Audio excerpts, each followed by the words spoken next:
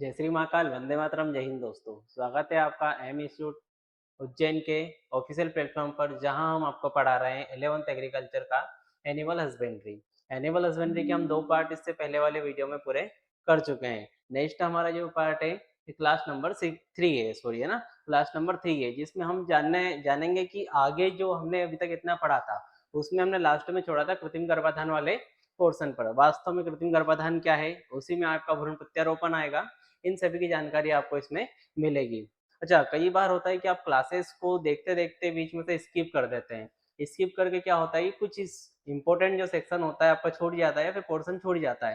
तो स्किप करने की बजाय उसको प्रॉपरली आपको ध्यान से देखिएगा, ताकि वो जो चीजें हैं अभी आपकी क्लियर हो गई तो आने वाले बाकी जो चैप्टर्स है आपके वो भी आसानी से आपको समझ में आ सकें। साथ में आपका कोई सा भी जो इम्पोर्टेंट फैक्ट है वो ना छूटे। तो आइए बढ़ते हैं आगे की ओर।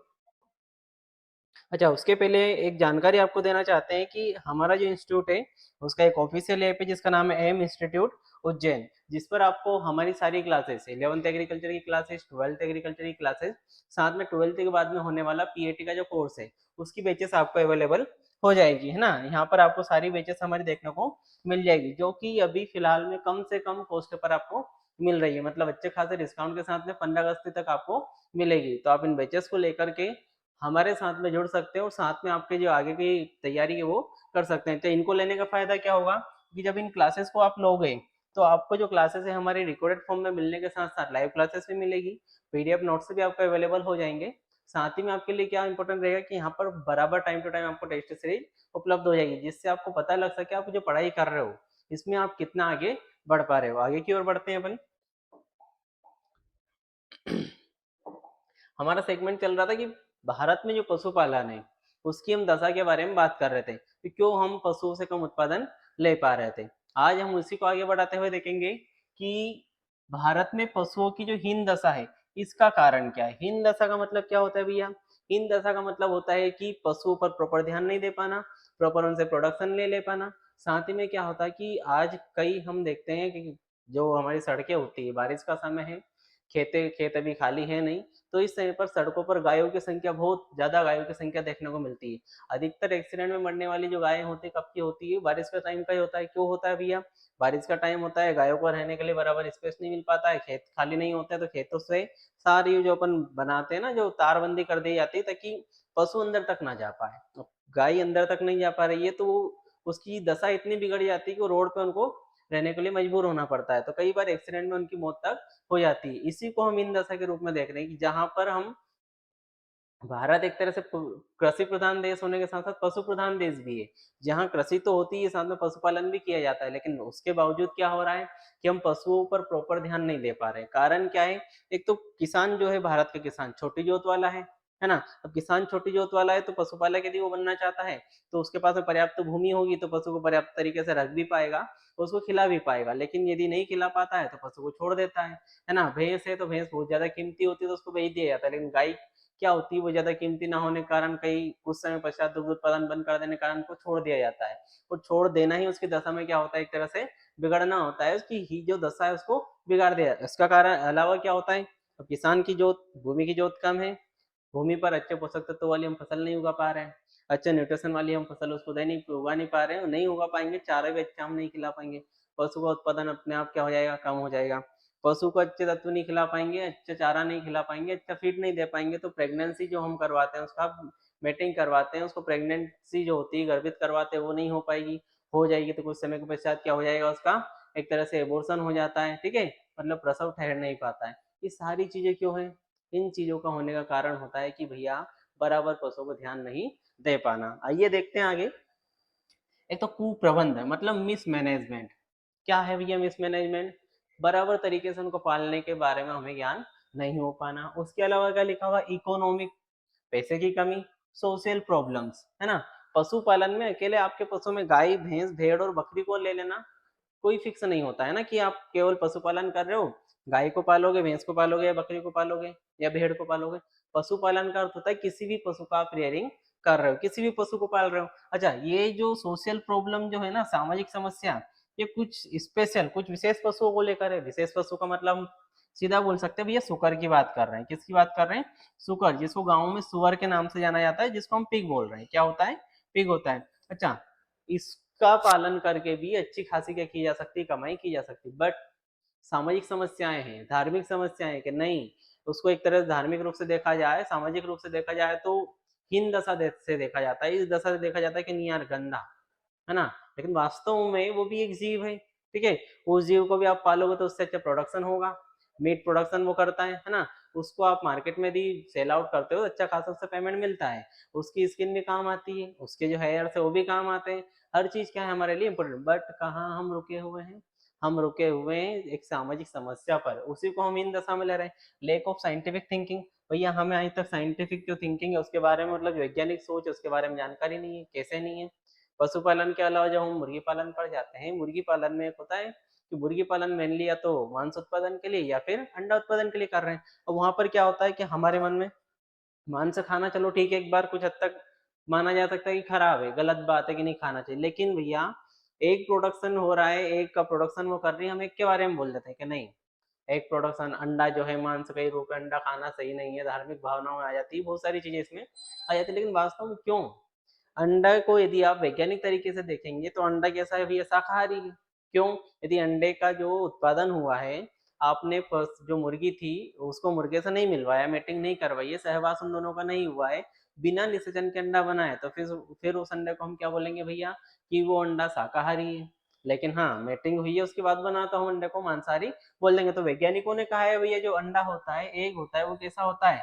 शाकाहारी होता है, लेकिन जिसका निषेचन ना हुआ हो। लेकिन फिर भी हम क्या कहते हैं? नहीं नहीं नहीं, वैज्ञानिक तो क्या है, कुछ भी बोल देते हैं, क्योंकि उनने पढ़ाई लिखाई करके बोला है, तो वो कुछ भी बोल देते हैं। और हम जिनने पहले कोई जानकारी ना ली, हम बोल देते नहीं नहीं यार, निषेचन हो ना हो, है ना, फर्टिलाइजेशन हो ना हो, अंडा तो मांसाहारी ही है। ये होती है लेक ऑफ साइंटिफिक थिंकिंग, मतलब वैज्ञानिक तरीके की सोच की हमें अभाव, वैज्ञानिकों की तरह हम सोच ही नहीं पा रहे। Are major causes of poor condition of animal, ये सब कुछ भैया पशुओं की हिंदशा के कारण है। सबसे पहला हम देखेंगे लेक ऑफ अवेयरनेस, सॉरी है ना, सबसे पहले क्या देख रहे हैं हम? भैया लेक ऑफ अवेयरनेस है। Lake of awareness and management of breed improvement. Awareness का मतलब क्या होता है?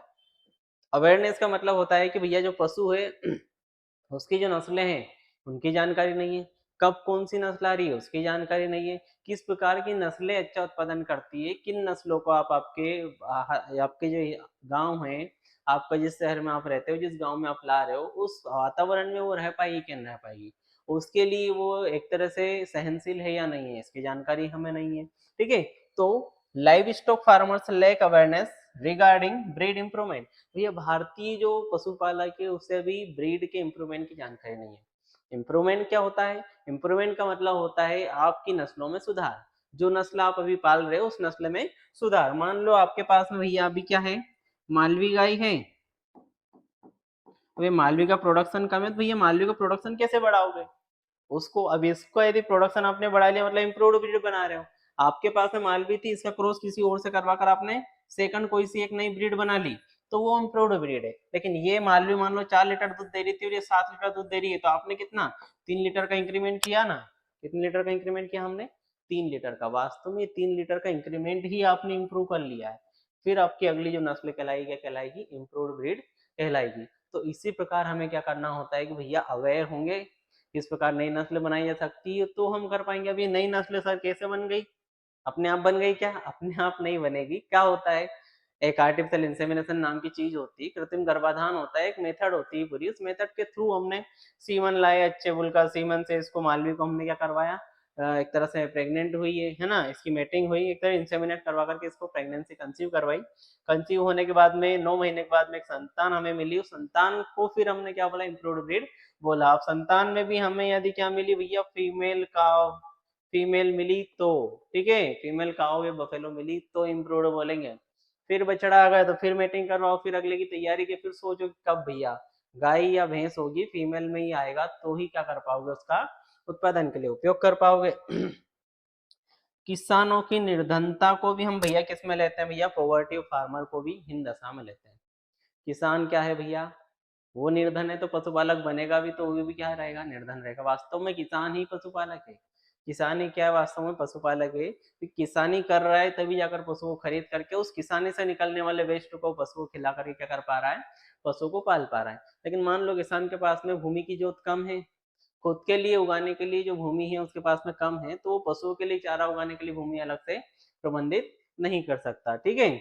Due to poor economic condition farmers are unable to keep proper care of animals. ये आर्थिक स्थिति कमजोर होने पर क्या करते हैं किसान, अपने पशुओं पर बराबर ध्यान नहीं दे पाते, ये भी हीन दशा का कारण है। ठीक है, आगे हम बढ़ेंगे। किसानों की निर्धनता हो गई, अनुपयोगी पशुओं की संख्या ज्यादा। अब अनुपयोगी पशुओं की संख्या ज्यादा, देखो मैंने अभी थोड़ी देर पहले बोला था गाय है, उत्पादन बंद हो गया, गायों को हमने रोड पे छोड़ दिया। ये मालूम है हर व्यक्ति नहीं करता। मान लो 100% में से आज की कंडीशन में देखा जाए 100% में 70% जो है ये हो रहा है कि हाँ रोड पर छोड़ दिया। बट ये जो 30% बचे हुए हैं ना, अच्छा रोड पे छोड़ना ही एकमात्र उसका सॉल्यूशन नहीं है, गौशालाएं हैं, बहुत सारी चीजें होती है, या फिर आप पशु को केवल एक निर्वाह राशन दीजिए, उसको प्रोडक्शन के लिए कुछ मत खिलाइए, जीवित रह सके इतना खिलाइए और रखिए पशु को पास में। वो कोई आपसे ज्यादा स्पेस नहीं मांग रहा है, कुछ नहीं करता है, बस उसके लिए क्या चाहिए उसे, आप उसे प्यार से रखेंगे, अच्छे से रखेंगे तो वो जीवित रहे तब तक आप रखिए बस। उसके रोड पे छोड़ देना कोई इसका सॉल्यूशन नहीं होता है ना। ये जो 30% जो होते हैं ना इनमें से, ये हर पशु को रख के रखते हैं। मान लो कोई सा एनिमल है, बफेलो की बात कर रहे हैं, गाँव की बात हम नहीं कर रहे हैं, कोई सी भैंस की बात हम कर लेते हैं। अब मान लो भैंस है भैया, उत्पादन उसका कम हो गया है, एक इनके पास में 10 भैंस है, मेरे पास मान लो मेरे पास 10 भैंस है, इन 10 में से मान लो 5 तो प्रोडक्शन कर रही है 8 लीटर का, 4 प्रोडक्शन कर रही है 3 लीटर का, और एक प्रोडक्शन कर रही है केवल 2 लीटर का, तो मैं इन्हें इन 5 का क्या करूंगा, बेच देना चाहिए मुझे, या तो बेच दूं या फिर इनमें मैं इम्प्रूव कैसे भी इम्प्रूव लाऊं। ठीक है, इम्प्रूव नहीं हो पा रही, उन्नत नस्ल नहीं बन पा रही, तो मुझे बेच देना इनका सोल्यूशन हो सकता है कि अगला जो है अगले वातावरण में जाकर, एनवायरमेंट में जाकर इसका प्रोडक्शन अपने आप क्या हो जाए, इंक्रीज हो जाए, है ना, ये हो सकता है। तो मैं इन 5 को रखूं ज्यादा बेटर है, बट मैं क्या हूँ, धार्मिक प्रवृत्ति का हूँ, नहीं यार बेच देना सही नहीं है, इतने दिनों तक दूध दिया है भैंस ने अपने ने, अपना साथ निभाया है, अपनी गरीबी के टाइम पे साथ थी, तो मैं इनको भी रख लूंगा। मैंने जब इन 5 को रख लिया, मेरे पास 10 की 10 है, 5 उत्पादन कर रही, 5 कम कर रही, मेरे कुछ काम की नहीं है ना। बट मैंने क्या किया भैया, अनुपयोगी पशुओं की संख्या को मेरे पास बढ़ा लिया, तो मैं उत्पादन अच्छा नहीं ले पाऊंगा, मैं आगे नहीं बढ़ पाऊंगा। ये हो गया भैया। आगे अच्छे चारे एवं पौष्टिक तत्व की कमी है भैया, कारण पहले ही बता चुका हूँ, भूमि की जो कम है, भूमि कम है तो हम चारा उगाने में क्या है, अनेबल होते हैं।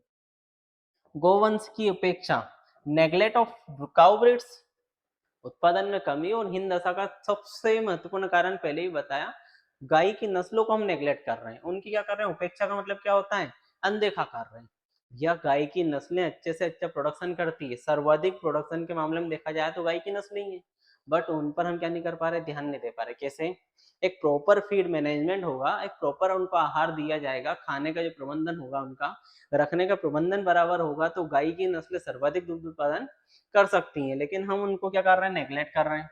कुप्रबंधन, मिस मैनेजमेंट भैया, हमें मालूम है हमारे पास में एक भैंस है, वो प्रेग्नेंट है, उसी को हमने अगली 4 भैंसों के साथ में रख रखा है जो नॉर्मल भैंस है।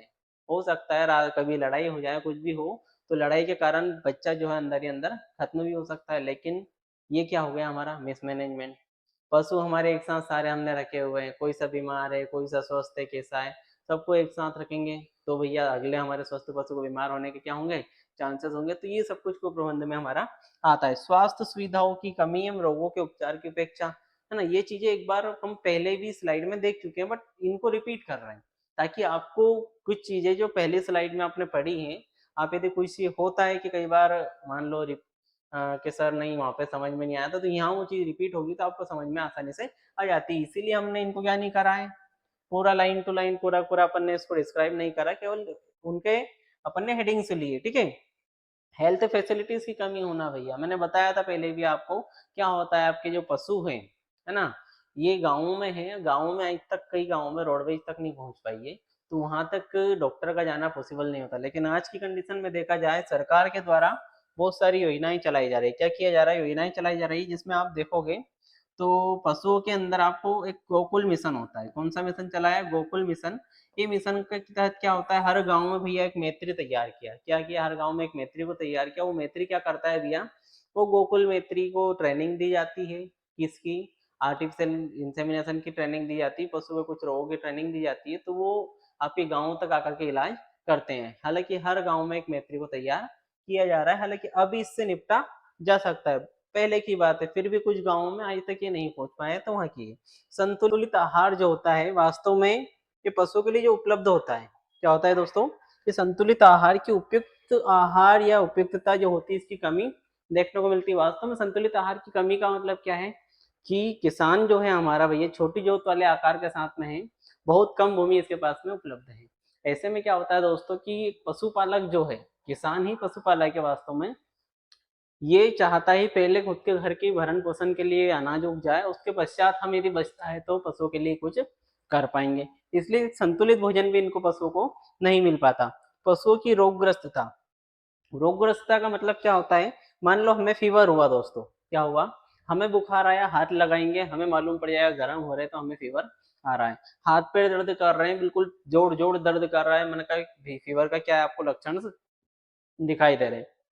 बट एनिमल क्या नहीं बता पाएगा आपको कि मालिक मैं बीमार हूँ, ठीक है, वो नहीं बोल पाएगा कि मुझे फीवर है, हेडेक हो रहा है, एब्डोमेन पेन हो रहा है, पेट दर्द, तो कुछ भी वो अपने को नहीं बता पाएगा। वास्तव में बात क्या होती है, वास्तव बात क्या होती है दोस्तों कि एक पशुपालक जो होता है उसे पशु को देखकर समझ जाना चाहिए कि पशु हमारे किसी चीज से ग्रसित है, किसी रोग से ग्रसित है। अब पशुपालक है वो भगवान नहीं है ना, आप सोचोगे सर आप तो ऐसे बोल रहे हो, समझ जाना चाहिए, डॉक्टर थोड़ा है, डॉक्टर नहीं है, बट जैसे एक माँ अपने बच्चों को देखकर समझ जाती है ना कि नहीं यार इसको कुछ तकलीफ है, हाथ लगाएगी फीवर है, तो पशुपालक भी क्या होता है बहुत लंबे समय से पशुओं से जुड़े होते हैं, तो उनके कुछ रोगों की जानकारी उन्हें होना चाहिए। रोगों की जानकारी होगी तो क्या होगा दोस्तों कि उस रोग से लड़ने की क्षमता, मतलब कि बहुत जल्दी उस रोग से अपन क्या करवाएंगे, उसका ट्रीटमेंट करवाना चालू कर देंगे, कोई सा भी सिम्टम्स हो रहा है तो, है ना। अब जो होता है दोस्तों क्या होता है, पशु की रोगग्रस्तता की हम जब बात कर रहे हैं, किसकी बात कर रहे हैं, पशु की रोगग्रस्तता की, तो इसमें यदि लक्षण दिखाई दे रहे हैं तो उसका इलाज करवा लो, तो रोग से क्या हो जाएगी, उसकी मुक्ति मिल जाएगी, और इलाज नहीं करवाया तो शरीर से मुक्ति मिल जाएगी, ठीक है। एक होता है भैया गोवध का विरोध, हीन दशा पशु की है तो वो उसका कारण एक ये भी है, बताया जाता है, लेकिन हम हैं भैया भारतीय, हम गाय को माता मानते हैं, हम पॉइंट नंबर 10 का तो हम भी विरोध करते हैं, गोवध का विरोध क्यों नहीं करेंगे, है ना, करना चाहिए, क्योंकि गाय को मार देना ही एक उसका सॉल्यूशन प्रॉपर नहीं है, कि गोवध कर देना एक सॉल्यूशन है कि जिससे आपको भैया पशु की संख्या कम हो जाएगी, पशु की संख्या कम करना थोड़ा ना सॉल्यूशन है। अच्छा, अनुपयोगी पशु का ज्यादा हुआ है तो उनको मार दो, अनुपयोगी पशुओं का उपयोग कैसे किया जा सकता है, उनको कैसे हम सुधार कर सकते हैं, यही तो हिंद दशा को सुधारने का वो है ना।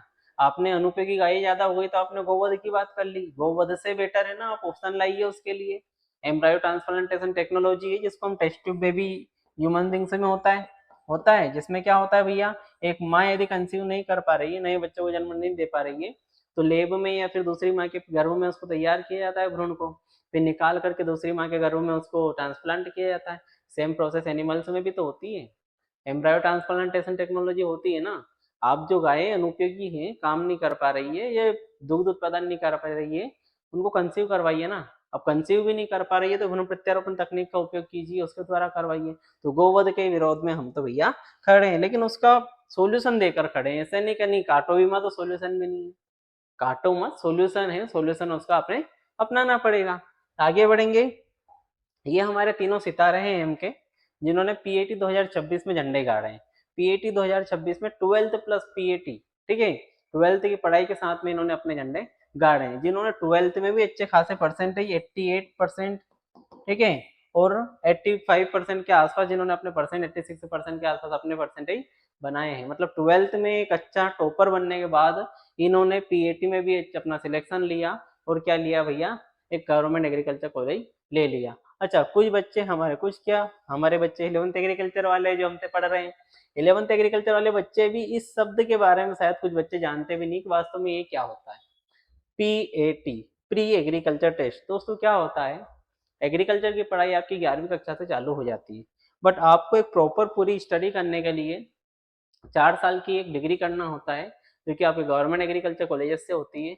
आज की डेट में देखा जाए एमपी के अंदर या अदर स्टेट के अंदर बहुत सारे प्राइवेट एग्रीकल्चर कॉलेज ओपन हो चुके हैं, बट प्राइवेट एग्रीकल्चर कॉलेजेस की स्टडी में और एक गवर्नमेंट एग्रीकल्चर कॉलेज की स्टडी में जमीन और आसमान का अंदर देखने को मिलता है। एनवायरमेंट अलग होता है, वहाँ पे रिसर्च फेलोज पढ़ाते हैं, यहाँ पे पढ़ाने वाले पीएचडी वाले एमएससी वाले होते हैं, बहुत डिफरेंस देखने को मिलता है। जब रिसर्च फेलोज आपको पढ़ा रहे हैं तो आपको जो नॉलेज मिलता है ना हाई लेवल वाला मिलता है। अब एमएससी वाला बच्चा आपको पढ़ा रहा है तो बराबर नॉलेज आपको कितना नॉलेज दे पा रहे हैं, आपको कुछ भी आपको जानकारी उसकी नहीं हो पाती। अच्छा, वास्तव में जब हम बात कर रहे हैं पीएटी तो आप इसकी जानकारी पूरी लीजिए कि भैया प्री एग्रीकल्चर टेस्ट देने के बाद में आपको गवर्नमेंट कॉलेज मिल जाएगा। ये बच्चे हमसे हमारे 11th एग्रीकल्चर से जुड़े हुए थे, जिन्होंने 11th प्लस पीएटी की, 12th प्लस पीएटी में हमारे यहीं से की और 12th में इन्होंने सिलेक्शन ले लिया। आप भी चाहते हैं कि हमारे साथ में ऑफलाइन बैचेस से जुड़ें तो हमारी ऑफलाइन बैचेस उज्जैन में, फ्रीगंज में, दवा बाजार के अंदर एम इंस्टीट्यूट उज्जैन नाम से हमारा इंस्टीट्यूट है, यहाँ पर लगती है। यहाँ पर आकर के आप हमसे जुड़ सकते हैं और हमारे क्लासेस को ज्वाइन कर सकते हैं। आगे की ओर हम बढ़ते हैं बिना समय गवाए कि पशु की जो हीन दशा है इसको सुधारा कैसे जा सकता है। सबसे पहला तो भैया एक अच्छी नस्ल का हमें चयन करना है। कैसी नस्लों का चयन करना है हमें? उन्नत नस्लों का चयन हमें करना है। उन्नत नस्लें होंगी तो उससे क्या होगा सर? उन्नत नस्लों से उत्पादन अच्छा होगा, अच्छा प्रोडक्शन मिलेगा, तो भैया क्या होगा? आय ज्यादा होगी, पैसा ज्यादा आएगा। ठीक है। कृत्रिम गर्भाधान केंद्र, नस्ल सुधार केंद्र, ये जो है ना भैया NDDB, sorry NDDB national dairy development board, ये भी भैया भैंसों के लिए, गायों के लिए अनुसंधान करते हैं। दूध उत्पादन को कैसे बढ़ाया जा सकता है इसके लिए अनुसंधान चलते हैं। NDRI national dairy research institute, IVRI, ठीक है, इंडियन वेटनरी रिसर्च इंस्टीट्यूट, ये बहुत सारे संस्थान हैं सरकार चला रही है। अलग अलग टाइम पे अलग अलग क्या हो रहा है, इन पे रिसर्च किए जा रहे हैं, इनकी जानकारी लीजिए। ठीक है, इनकी जानकारी आज की डेट में पशुपालक को होगी तो क्या होगा भैया, हम भी भैया अच्छी नस्लों को उपयोग कर पाएंगे। उन नस्ल, यदि हमारी नस्ल बेकार है उसको किस प्रकार सुधारा जाए, ये बता तो रहे हैं किस प्रकार सुधारा जाए, है ना? कृत्रिम गर्भाधान, कृत्रिम गर्भाधान से हमारी नस्लों को सुधारा जा सकता है। आगे बढ़ते हैं।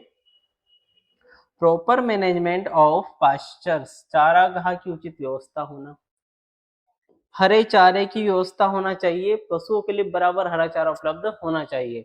बारिश का सीजन है, भरपूर मात्रा में हरा चारा उपलब्ध है, लेकिन धीरे धीरे ठंड के मौसम में चारा कम हो जाएगा, गर्मी के मौसम में तो चारा खत्म ही हो जाएगा हरा। अब क्या करें सर? अच्छा, आप 11th के बच्चे हो, एक शब्द ले रहा हूँ, डरना नहीं, एक शब्द आपको बता रहा हूँ। हरे चारे की उपलब्धता के लिए साइलेज, साइलेज कोई राक्षस नहीं है श्रीमान जी, है ना? साइलेज क्या नहीं, कोई राक्षस नहीं है, साइलेज एक चारा होता है। कौन सा चारा होता है? हम क्या करते हैं, हरे चारे वाली फसल जैसे मेज, है ना, मक्का है, बाजरा है, ज्वार जो होती है, इनका तना ठोस होता है, जिनकी स्टेम कैसी होती है, बिल्कुल थिक स्टेम होती है।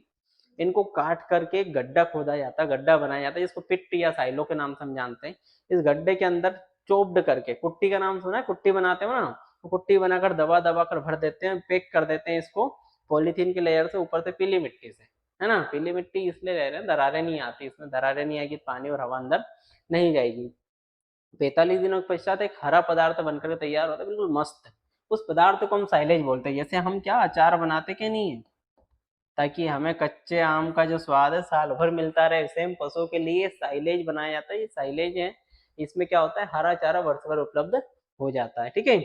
आगे भैया उन्नत राशन की व्यवस्था, उन्नत राशन की व्यवस्था से मतलब क्या है श्रीमान जी, कि पशुओं को जो चारा खिलाया जा रहा है वो अच्छी क्वालिटी का उनको मिल जाएगा, तो भी क्या होगा भैया, पशु अच्छी नस्ल, अच्छा उत्पादन कर पाएगा, अच्छे से ब्रीडिंग का काम कर पाएगा, सारी चीजें हो पाएगी।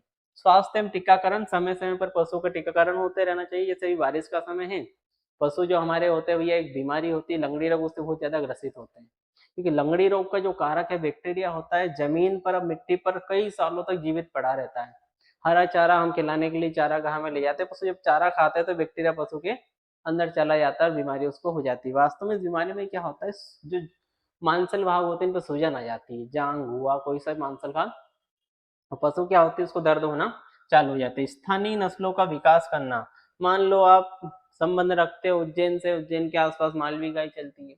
आप संबंध रखते हो गुजरात से, गुजरात में गिर गाय चलती है। आप संबंध रखते हो आपके हरियाणा के साइड से, तो आपकी साइड विदेशी गायों को बहुत ज्यादा पाला जाता है। तो ऐसे में क्या किया भैया, आप विदेशी गायों की बजाय आपके एरिया की जो गाय होती है, हरियाणा जो होती है, हरियाणा में एक ब्रीड का नाम है अंगोल, जैसे अलग अलग ब्रीड्स होती, नस्लें होती, इनका विकास ही करके उनसे अच्छा उत्पादन लें तो ज्यादा सही रहेगा।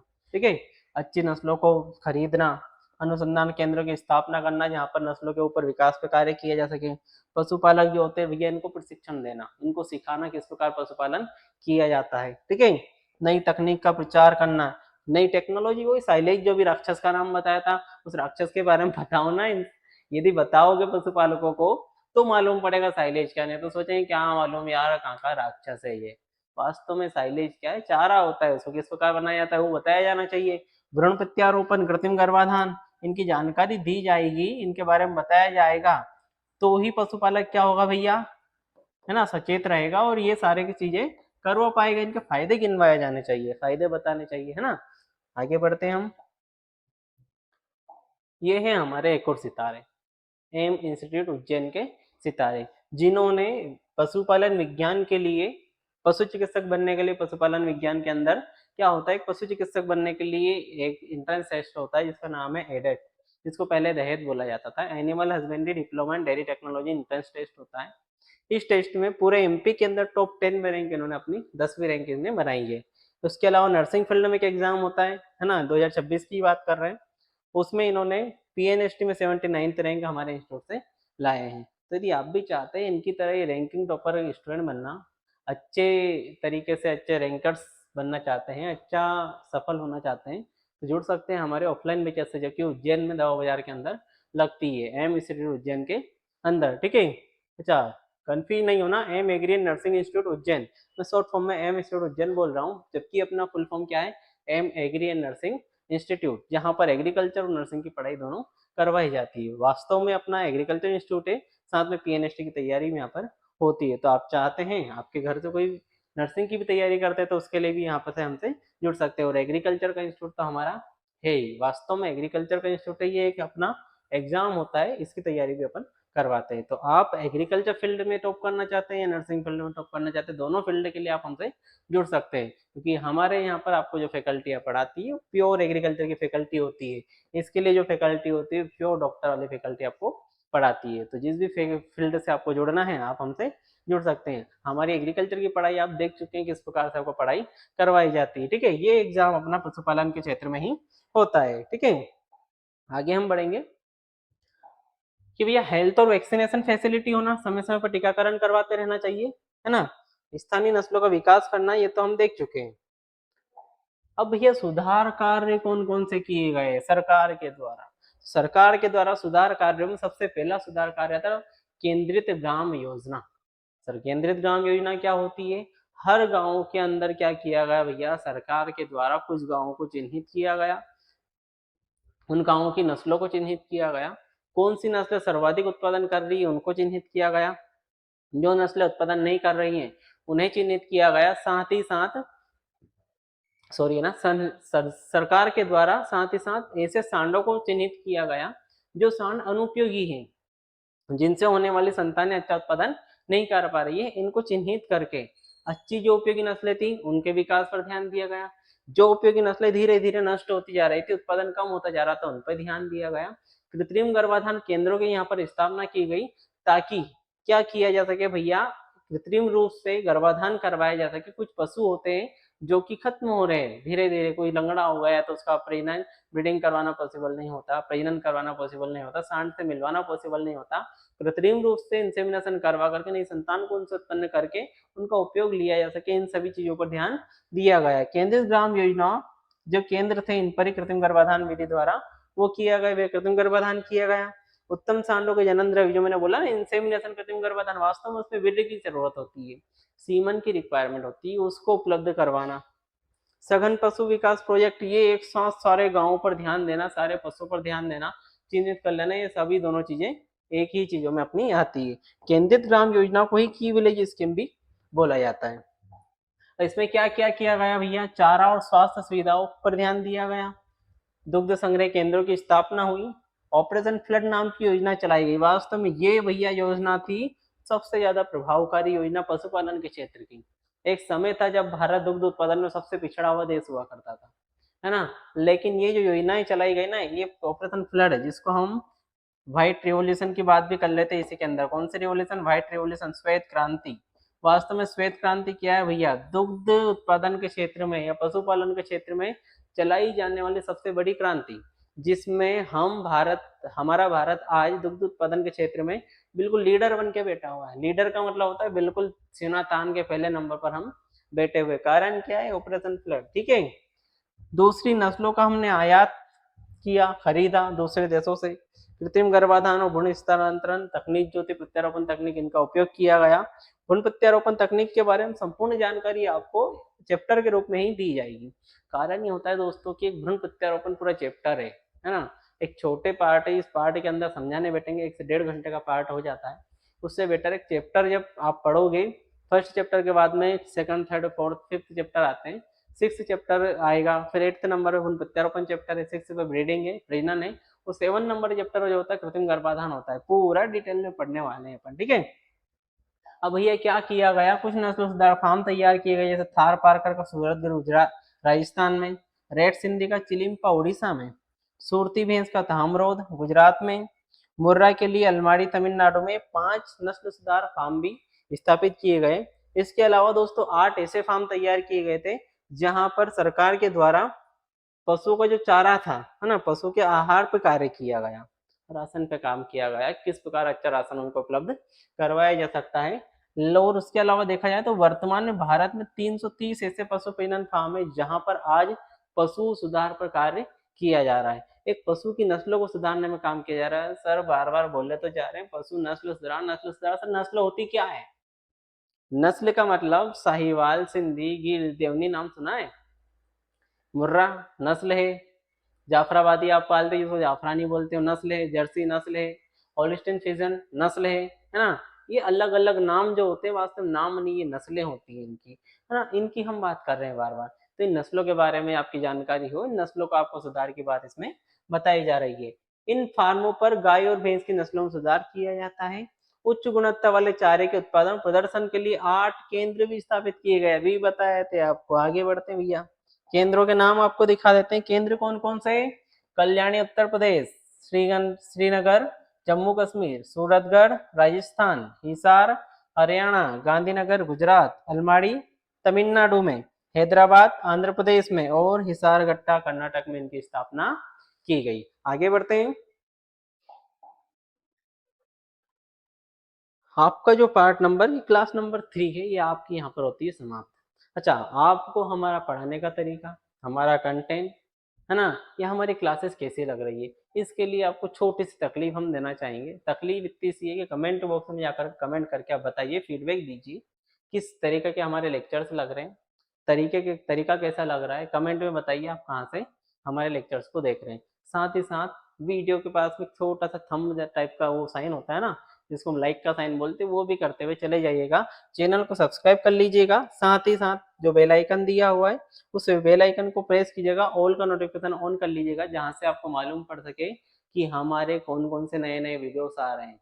हम क्या करते हैं, हमारे चैनल पर हर एग्रीकल्चर की जो नोटिफिकेशन होता है उसका आपको नोटिस देते हैं, उसकी जानकारी देते हैं, तो आपको समय समय पर उसकी जानकारी मिल सके। ठीक है, मिलते हैं नेक्स्ट वीडियो में। जय हिंद, वंदे मातरम, जय श्री महाकाल।